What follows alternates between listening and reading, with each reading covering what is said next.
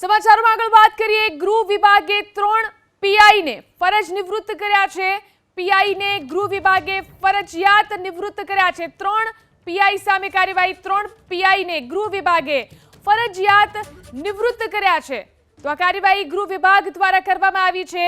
3 પીઆઈને ગૃહ વિભાગે ફરજિયાત નિવૃત્ત કર્યા છે। ફરજિયાત નિવૃત્ત કરાયેલા પીઆઈ વિરુદ્ધ એસીબીની અંદર કેસ કરવામાં આવ્યા છે।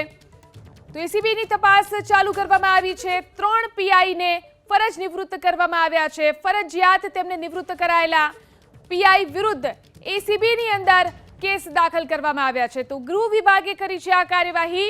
3 પીઆઈને નિવૃત્ત કરવામાં આવ્યા છે। 3 પીઆઈને ગૃહ વિભાગે ફરજિયાત નિવૃત્ત કર્યા છે।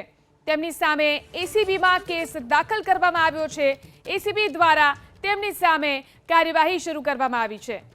તો એસીબીમાં 1 થી વધુ કેસ અને ગંભીર આરોપ આ પીઆઈ પર લાગેલા છે।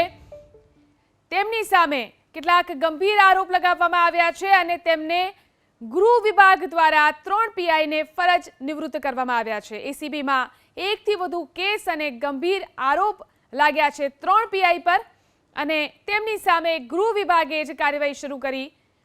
3 પીઆઈને ગૃહ વિભાગે ફરજિયાત નિવૃત્ત કર્યા છે।